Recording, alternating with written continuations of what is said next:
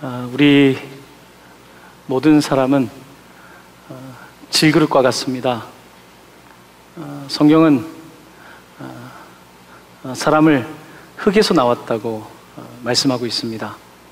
사람은 흙에서 나서 땅을 밟으며 살아갑니다. 하늘은 볼 수 있지만 하늘을 밟고 살아갈 수는 없습니다.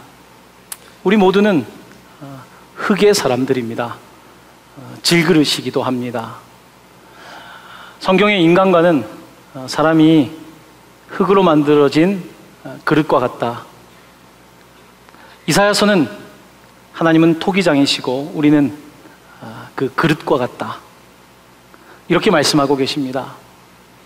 자, 오늘 이와 같은 흙의 존재인 구약적인 인간관을 바울은 또 한 단계 예수 그리스도의 관점에서 제시하고 있습니다. 오늘 그가 우리에게 가르쳐주고 있는, 성경이 우리에게 말씀하고 있는 사람은 어떤 존재인가? 여러분, 먼저 저와 함께 6절 말씀을 한번 보시기를 바랍니다. 6절 말씀을 읽을 때 마치 흙을 불에 넣는 것처럼 그와 같은 상상력을 가지고 6절 말씀 한번 저와 함께 읽어보시면 되겠습니다. 함께 읽습니다. 어두운 데에 빛이 비치라 말씀하셨던 그 하나님께서 예수 그리스도의 얼굴에 있는 하나님의 영광을 아는 빛을 우리 마음에 비추셨느니라. 아멘.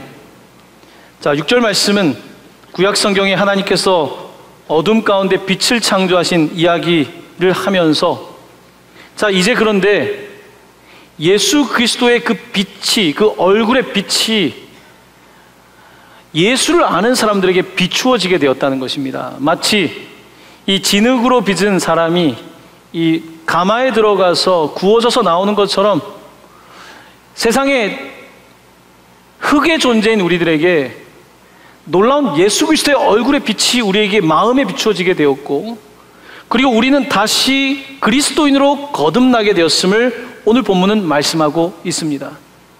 우리는 같은 질그릇이지만 이제 born again, 다시 태어난 예수 그리스도의 얼굴 빛이 그 마음에 비추어져서 예전에 예수를 몰랐던 첫 번째 아담이 아니라 이제는 예수 두 번째 아담의 그 빛을 받아서 새로운 하나님께서 존재로 빚어주셨다, 새로운 질그릇에 관한 말씀을 하고 있는 것입니다.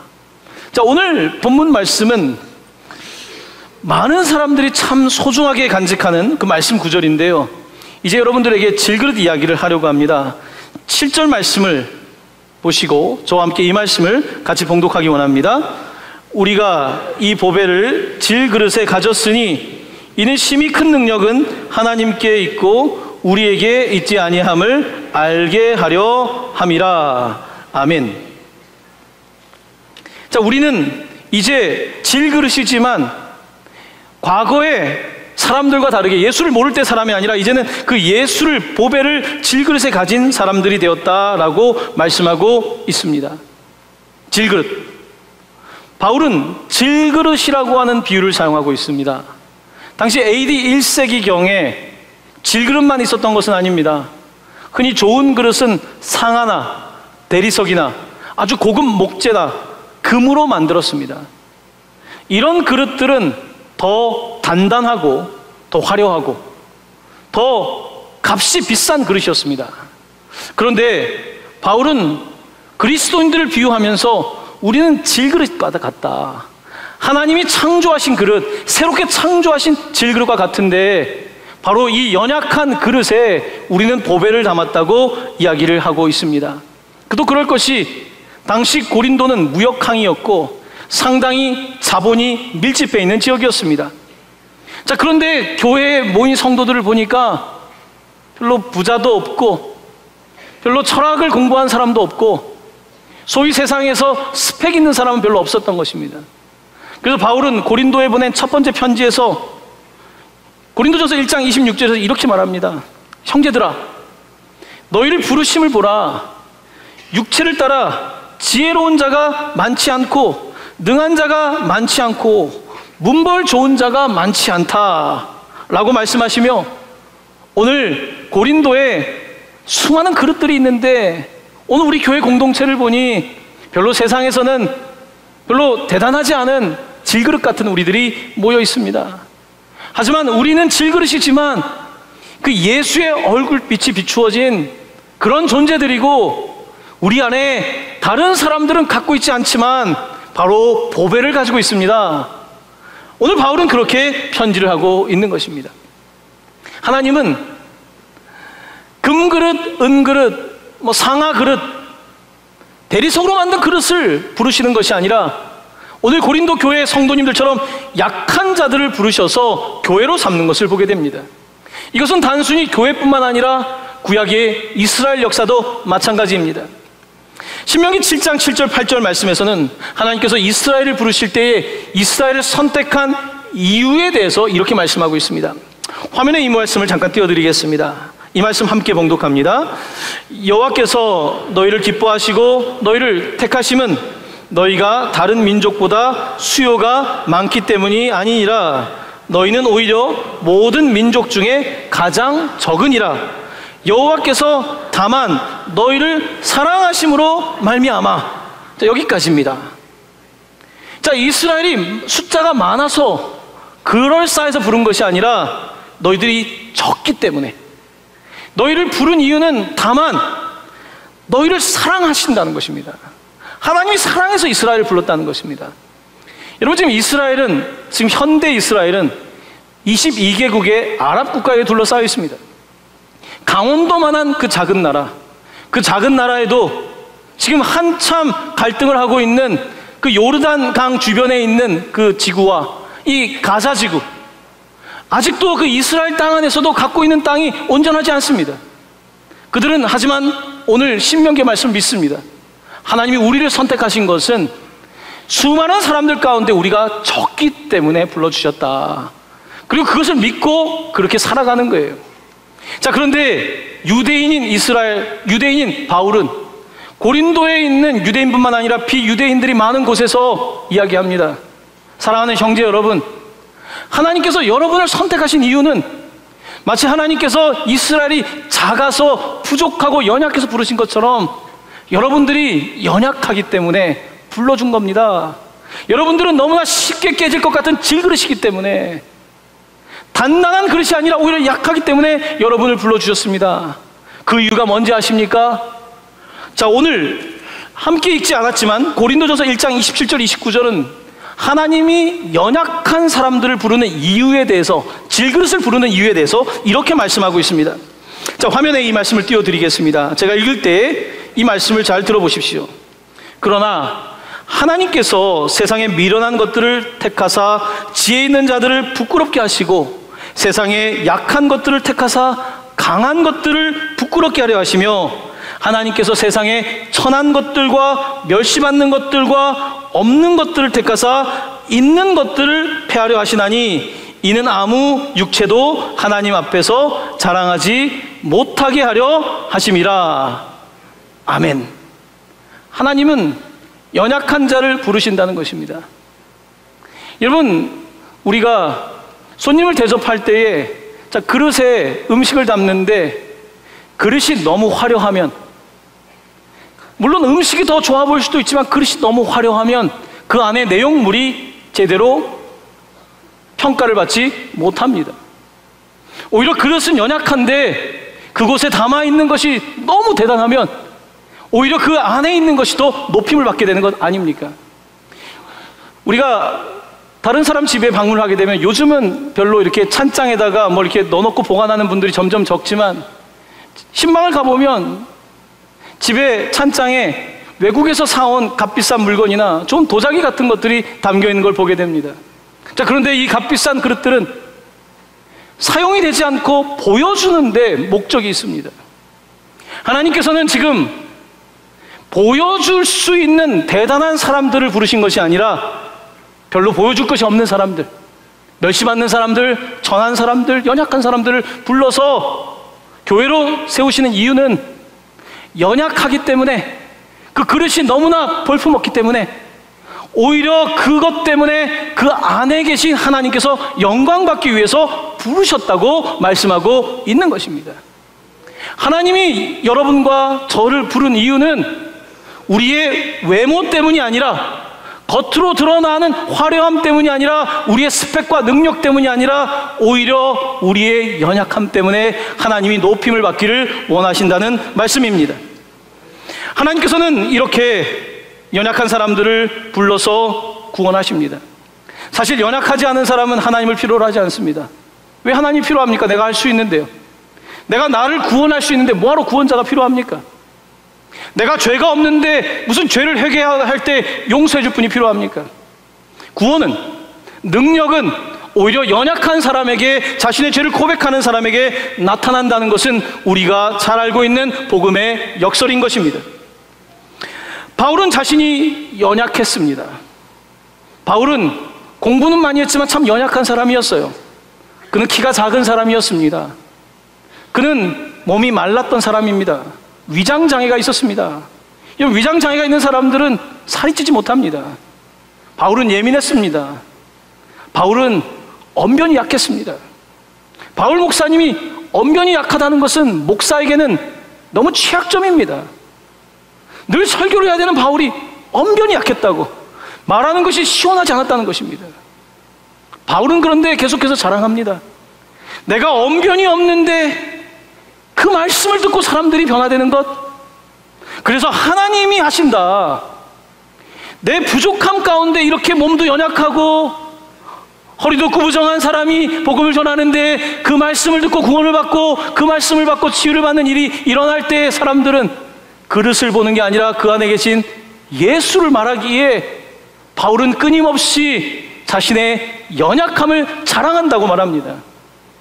바울은 그러므로 교회 성도들에게 대범하게 이야기합니다. 여러분이 질그릇이라고, 깨지기 쉽다고, 볼품없다고 스스로 저평가하지 마십시오. 물론 그릇 중에도 비싼 도자기도 있지만 여기에 나타나는 질그릇은 흙에서 돌도 다 빼지 않고 거친 도자기는 더 쉽게 깨어지지 않습니까? 그와 같은 질그릇인 여러분들이지만 그곳에 예수님이 계시기 때문에 예수님이 여러분 때문에 높임을 받습니다. 그러므로 여러분들은 하나님께서 귀하게 쓰는 그릇입니다. 바울은 교회를 향하여 그렇게 선언하고 있는 것입니다. 바울은 연약했습니다. 자신의 육체에 가시가 있었다고 말합니다. 아팠어요. 어떤 분들은 그에게 간질이 있었다고 이야기하기도 합니다. 바울은 아팠습니다. 하나님께 3번이나 그 가시를 빼달라고 했습니다. 하지만 그때 하나님께서 아니다, 너가 건강해서 나를 담는 것이 아니라 그 아픈 몸으로 이 보배를 담을 때에, 너의 그 연약함 가운데 나를 담을 때에 오히려 더 그 능력이 온전하여지는 것이다. 하나님께서는 그렇게 바울에게 말씀하셨습니다. 그래서 바울은 늘 이렇게 말합니다. 저는 여러 가지 자랑을 한다면 더 이상 저의 스펙을 자랑하거나 제가 로마 시민권을 가지고 있는 것을 자랑하거나 세상의 그 무엇을 자랑하는 것이 아니라 오직 나의 연약함을 자랑함으로 말미암아 오직 예수 그리스도만이 나타나기를 원합니다. 바울은 그렇게 선언하고 있는 것입니다. 오늘 이 자리에 나는 연약한 사람이라고 생각하십니까? 오늘 하나님은 연약한 사람을 부르십니다. 교회는 부르심을 받은 사람들의 모임입니다. 앞에 지금 상아로 만든 그릇, 금그릇, 대리석으로 만든 그릇이 있습니다. 근데 하나님께서 그들을 부르시는 게 아니라 저쪽에 눈에 띄기 싫어서 앉아있는 지금 이 질그릇 같은 나를 부르시며 오라고 부르시는 겁니다. 고린도에 있는 그 질그릇 같은 나를 부르시고 빌립보에 있는 질그릇 같은 나를, 골로새에 있는 질그릇 같은 나를 부르시며 오라고. 아니 하나님 그 앞에 대단한 사람들이 있지 않습니까? 하나님은 아니라는 거예요. 내가 부르는 그릇은 앞에 대단한 그릇이 아니라 바로 곳곳에 있는 연약한 질그릇이라고 말씀하시며 내가 너희 안에 거함으로 말미암아 화려한 그릇들은 다 자기 자랑하는데 다 나를 뽐내는데 오히려 너희들을 통하여 나의 영광이 드러날 것이다. 하나님께서는 그렇게 말씀하고 계시는 것입니다. 사랑하는 성도 여러분, 오늘 하나님께서 여러분들을 부르셨습니다. 지금도 부르고 계십니다. 연약한 사람들을 부른다는 이 믿음이 없으면 우리는 세상을 살아가며 끊임없이 비교하며 자기 자신을 스스로 무너뜨리는 삶을 살 수밖에 없을 것입니다. 자, 오늘 본문은 이렇게 질그릇인데 그냥 질그릇이 아니라 예수의 빛으로 변화된 질그릇에 관하여 말씀하고 있습니다. 이 질그릇은 대단한 능력의 소유자입니다. 여러분, 7절 말씀 우리 읽었는데 다시 한번 이 말씀을 묵상하기 원하는데요. 함께 봉독합니다. 시작. 우리가 이 보배를 질그릇에 가졌으니 이는 심히 큰 능력은 하나님께 있고 우리에게 있지 아니함을 알게 하려 함이라. 아멘.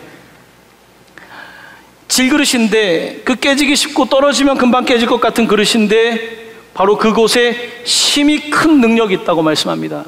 자, 여기서 심히 큰 능력이라고 하는 원어적인 의미는 영어로는 surpass이라고 되어 있습니다. 넘친다는 것입니다. 여러분, 패스, 이게 지나가려면 이 길이 막히면 못 지나가지 않습니까? 그런데 하나님의 능력은 도저히 지나갈 수 없는 길인데도 이 길이 만들어지는 거라는 것입니다. 도저히 완전히 사방에 우겨쌈을 당해가지고 아무것도 할 수 없는 것 같은데 그것을 심히 큰 능력은 넘어가신다는 것입니다. 그러므로 바울은 질그릇 같은 인생이지만 질그릇의 인생에 나타나고 있는 놀라운 능력에 대해서 4가지로 설명을 하고 있습니다. 제가 화면에 여러분께 이 말씀을 조금 정리해서 드립니다. 첫 번째입니다.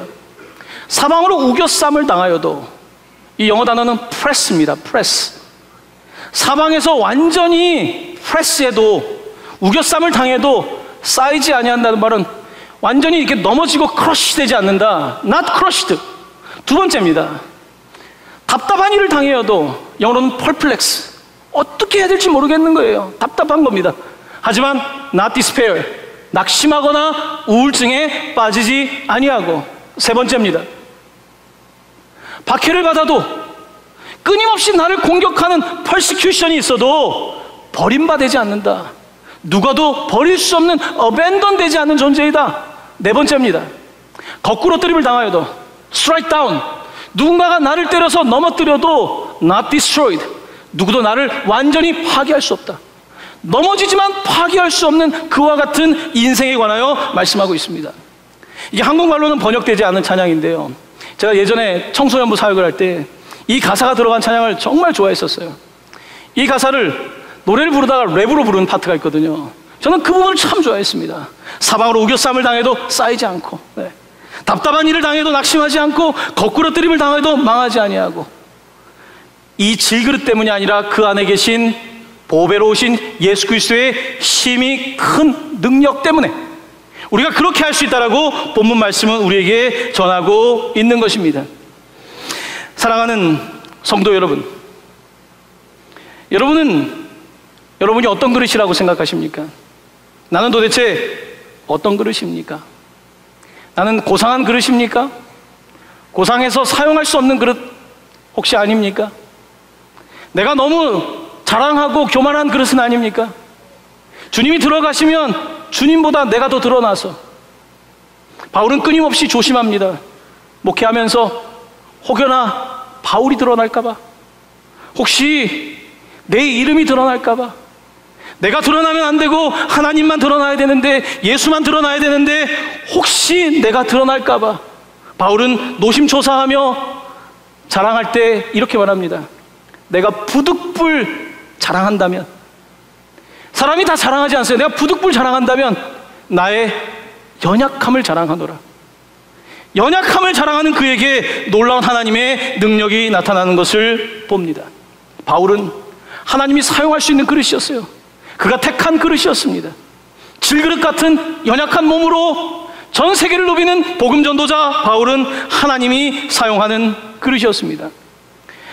그는 고린도 전서 첫 번째 보낸 편지에서 자기의 사역에 대해서 이런 표현을 씁니다. 바울은, 여러분, 그릇이라고 표현하면서 이 그릇은 국그릇이 될 수도 있고 밥그릇이 될 수도 있고 뭘 담는 그릇이 될 수 있지 않습니까? 간장을 담을 수도 있고. 바울은 이렇게 표현합니다.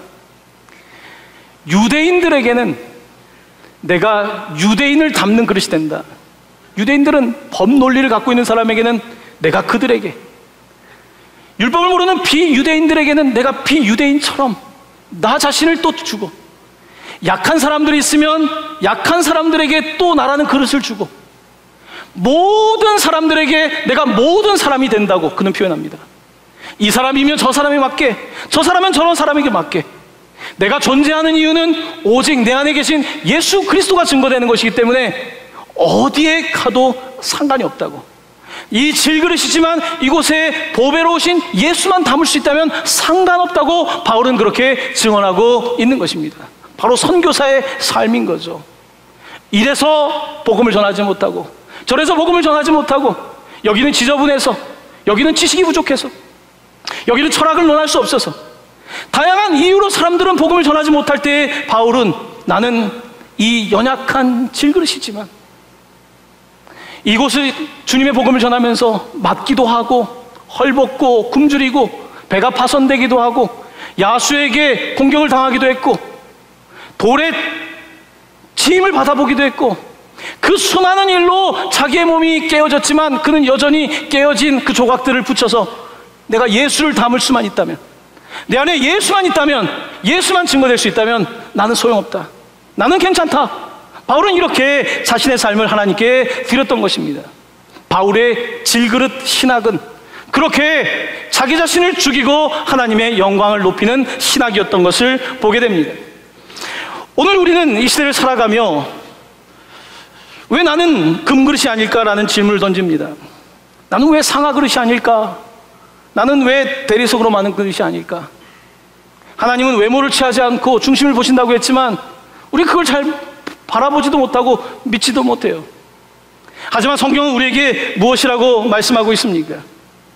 바울은 디모데라고 한 개인에게 편지를 쓰면서 그릇 이야기를 또 한 번 합니다.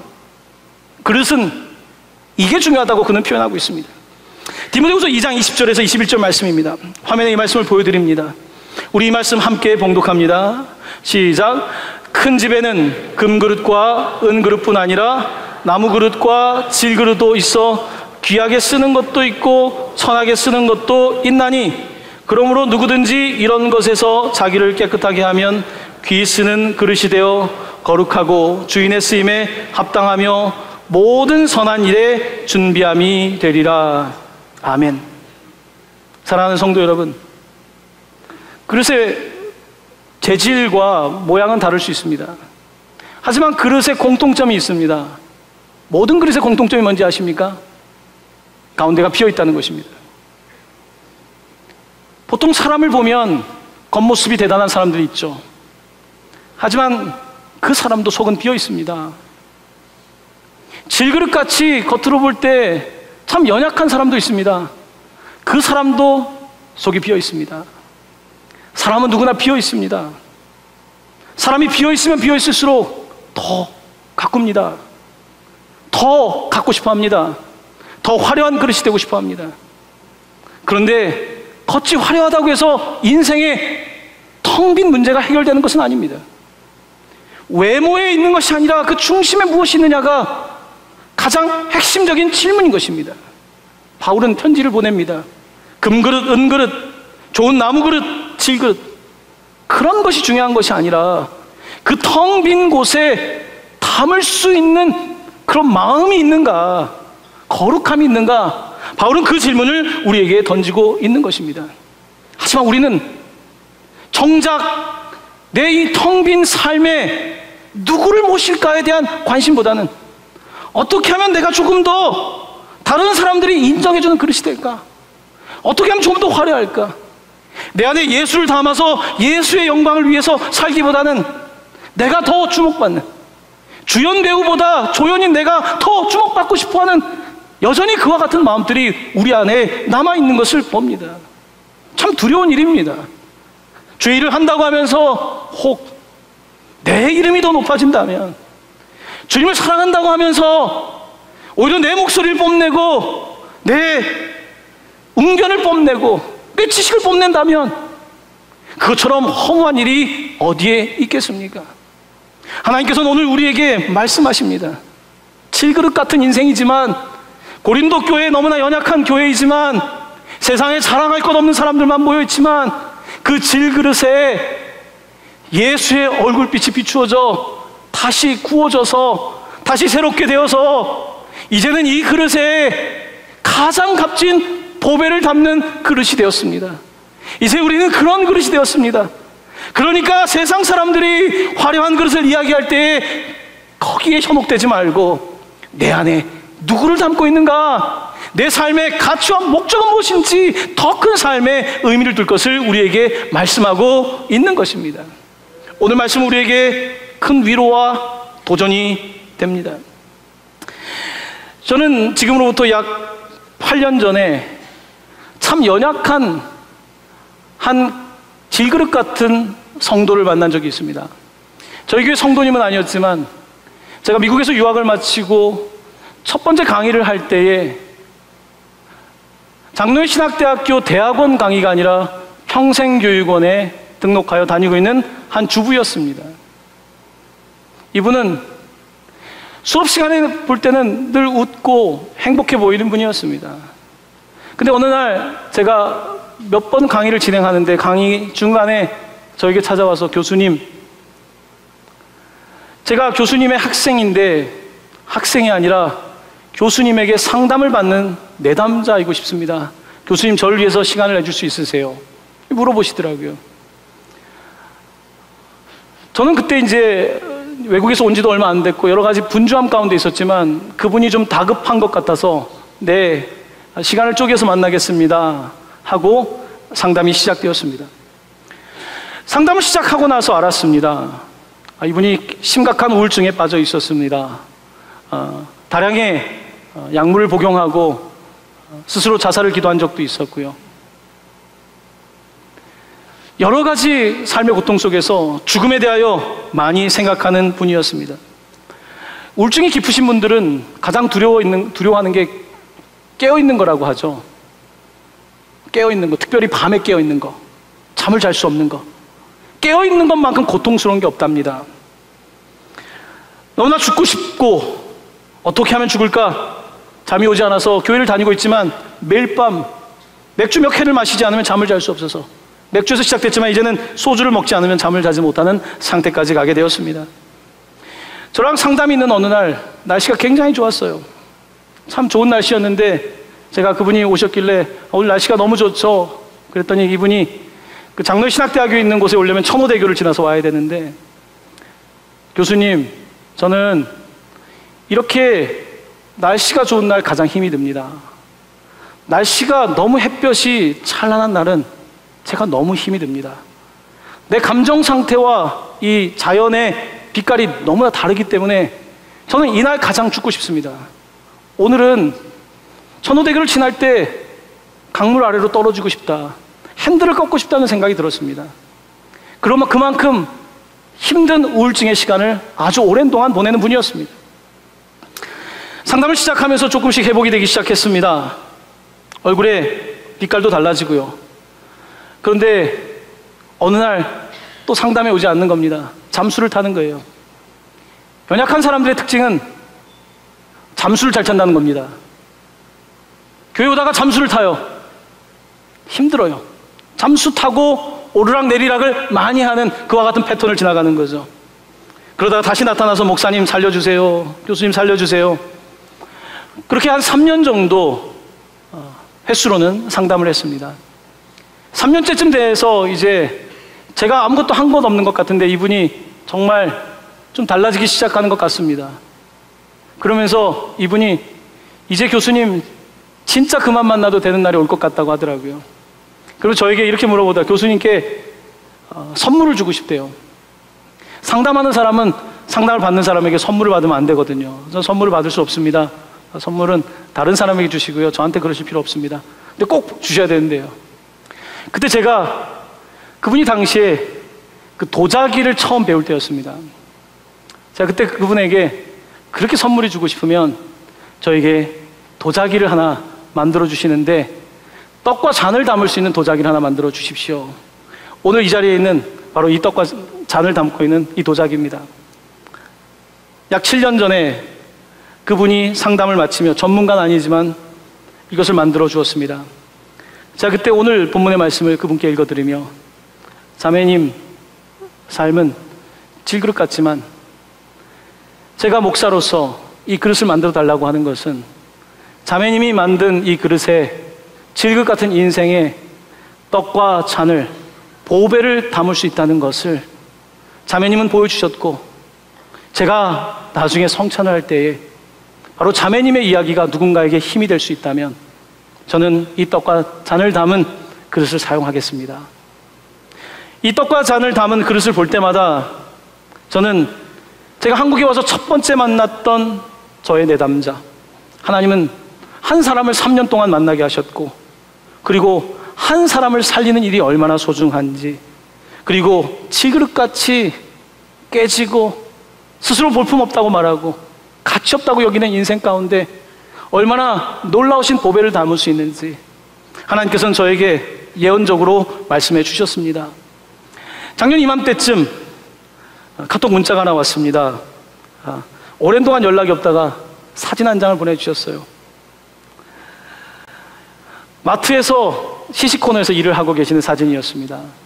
그 밑에 이렇게 적혀 있었습니다. 목사님, 혹시 걱정하실까봐 제가 얼마나 잘 살고 있는지 사진으로 인사드립니다. 그분은 자기의 삶의 원망과 왜 나는 이런 삶을 사느냐, 거기에 대한 아픔이 가득했던 분입니다. 하지만 그는 다른 사람들이, 이분이 똑똑한 분이거든요. 가정도 훌륭한 가정이거든요. 그런데 나는 이제 그런 거 개의치 않고 평범한 삶 속에도 기쁨이 있는 사람이라고 하는 것을 사진 한 장으로 저에게 보내주셨습니다. 사랑하는 성도 여러분,